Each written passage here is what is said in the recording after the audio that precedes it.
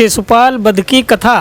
तो सुनिए मित्रों, वासुदेव जी की बहन रानी सुता सुबा और छेदी के राजा दमघोष के पुत्र का नाम शिशुपाल था। जब वह उत्पन्न हुआ तब उसके 4 हाथ 3 नेत्र थे। इस विचित्र शिशु को देखकर सब लोग इसे राक्षस समझकर इसको त्याग देने का मन बना लिए थे। जब आकाशवाणी हुई कि आप इसका पालन पोषण करें या बहुत मूल्यवान होगा, आकाशवाणी सुनकर शिशुपाल की माता ने कहा कि जिसने यह आकाशवाणी की है उससे मैं हाथ जोड़कर प्रार्थना करती हूँ कि वह यह बता दे कि इस बालक की मृत्यु किसके हाथों होगी। तब आकाशवाणी ने कहा कि जिसके छूते ही इसकी 1 आँख और 2 हाथ लुप्त हो जाएंगे, उसी के हाथों से इसकी मृत्यु होगी।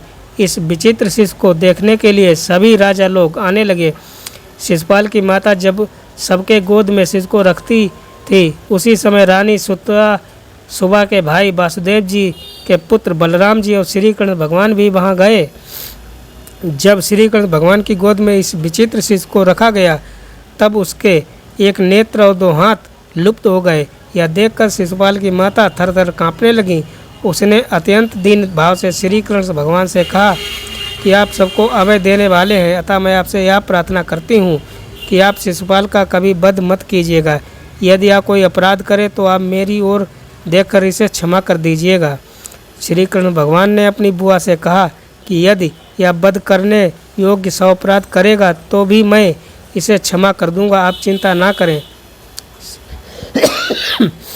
श्री कृष्ण भगवान से ऐसा आश्वासन पाकर शिशुपाल की माता प्रसन्न हो गई। यही कारण है कि शिशुपाल द्वारा अपराध करने पर भी श्री कृष्ण भगवान मौन रहते थे, कभी कार्रवाई नहीं करते थे।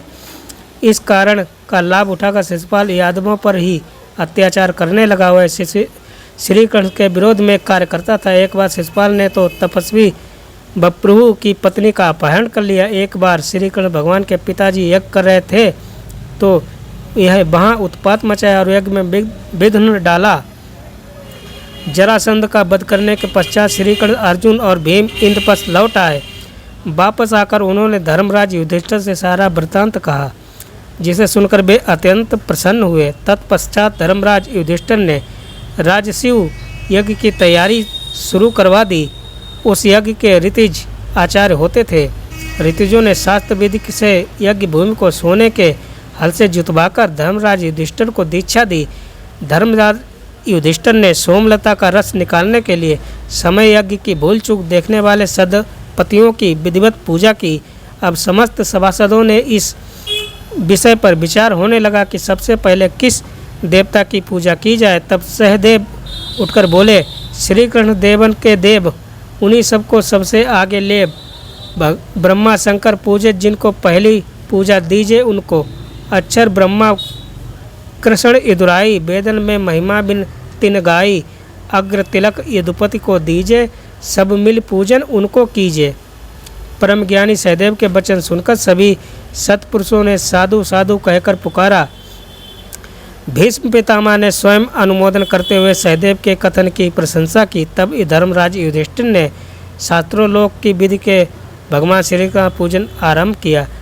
चेदी राज शिशुपाल अपने आसन पर बैठा हुआ यह सब दृश्य देख रहा था। सहदेव के द्वारा प्रस्तावित तथा भीष्म के द्वारा समर्थित श्री कृष्ण की अग्र पूजा को वह सहन न कर सका और उसका हृदय क्रोध से भर उठा। वह उठकर खड़ा हो गया और बोला, हे सभासदों, मुझे ऐसा प्रतीत हो रहा है कि कालवश सभी की मत मारी गई है। क्या इस बालक सहदेव से अधिक बुद्धिमान व्यक्ति इस सभा में नहीं है, जो इस बालक की हाँ में हाँ मिलाकर अयोग्य व्यक्ति की पूजा स्वीकार कर ली गई है? क्या इस कृष्ण से आयु, बल तथा बुद्धि में कोई भी बड़ा नहीं है? बड़े बड़े त्रिकालदर्शी ऋषि महर्षि यहाँ पधारे हुए हैं। बड़े बड़े राजा महाराजा यहाँ उपस्थित हैं। क्या इस गाय चराने वाले ग्वाले के समान कोई और यहाँ नहीं है? क्या कौवा अभिशयन ले सकता है? क्या गीदड़ सिंह का भाग प्राप्त कर सकता है? ना इसका कोई कुल है, ना जाति है, ना ही इसका कोई वर्ण है। राजा यापति के शाप के कारण राजवंशियों ने इस यदुवंश को जैसे ही बहिष्कृत कर रखा है, या जरासंध के डर से मथुरा त्याग कर समुद्र में जा छिपा था। भला जिस प्रकार अग्र पूजा पाने का अधिकारी है, यज्ञ को सफल बनाने के लिए वहाँ पर भारतवर्ष के समस्त बड़े बड़े ऋषि महर्षि भगवान वेद व्यास, भारद्वाज, शंतनु, गौतम, असित, वशिष्ठ, च्यवन, कंडब, मैत्रेय, कवश, जित, विश्वामित्र, वामदेव, सुमित, जैमिन, क्रतु, पैल, पराशर, मर्ग, वैशंपायन अर्थात कश्यप, धौम्य, परशुराम, शुक्राचार्य, आसुरी, वीतहोत्र, मधु, द्वंदा, वीरसेन, अक्रत, वरुण आदि उपस्थित थे। सभी देशों के राजाधिराज भी वहाँ पधारे थे। इस प्रकार शिशुपाल जगत के स्वामी श्री कृष्ण को गाली देने लगा। उसके इन कट वचनों की निंदा करते हुए अर्जुन और भीमसेन अनेक राजाओं के साथ उसे मारने के लिए उद्यत हो गए, किंतु श्री कृष्णचंद्र ने उन सभी को रोक दिया। श्री कृष्ण ने अनेक भक्त सभा छोड़कर चले गए, क्योंकि वे श्री कृष्ण की निंदा नहीं सुन सकते थे। जब शिशुपाल श्री कृष्ण को 100 गाली दे चुका, तब श्री कृष्ण ने गरज कर कहा, बस शिशुपाल, अब मेरे विषय में तेरे मुख से एक भी अपशब्द निकला तो तेरे प्राण नहीं बचेंगे। मैंने तेरे 100 अपशब्दों को क्षमा करने की प्रतिज्ञा की थी, इसलिए अब तक तेरे प्राण बचे रहे। श्री कृष्ण के इन वचनों को सुनकर सभा में उपस्थित शिशुपाल के सारे समर्थक भय से थर्रा गए, किंतु शिशुपाल का विनाश समीप था। अतः उसने काल के बस में होकर अपनी तलवार निकालते हुए श्री कृष्ण को फिर से गाली दी। शिशुपाल के मुख से अपशब्द के निकलते ही श्री कृष्ण ने अपना सुदर्शन चक्र चला दिया और पलक झपकते ही शिशुपाल का सिर कटकर गिर गया। उसके शरीर से एक ज्योति निकलकर भगवान श्री कृष्णचंद्र के भीतर समा गई और वह पापी शिशुपाल जो 3 जन्मों से भगवान से बैर भाव रखता आ रहा था, परम गति को प्राप्त हो गया। यह भगवान विष्णु का वही द्वारपाल था जिसे सनकादि मुनियों ने शाप दिया था कि वे जय और विजय अपने पहले जन्म में हिरण्याकश्यप और हिरण्याक्ष, दूसरे जन्म में रावण और कुंभकर्ण तथा अंतिम तीसरे जन्म में कंस और शिशुपाल बने एवं श्री कृष्ण के हाथों अपनी परम गति को प्राप्त होकर पुनः विष्णु लोक लौट गए। श्री कृष्ण भगवान द्वारा उनके अपराध की उपेक्षा करने के कारण शिशुपाल का मन बहुत अधिक बढ़ गया था और वह निर्भीक होकर श्री कृष्ण भगवान के विरुद्ध कार्य करने लगा। श्री कृष्ण भगवान अपने दिव्य वचन के अनुसार चुपचाप गाली सुनते रहे और विरोध में कुछ ना बोले।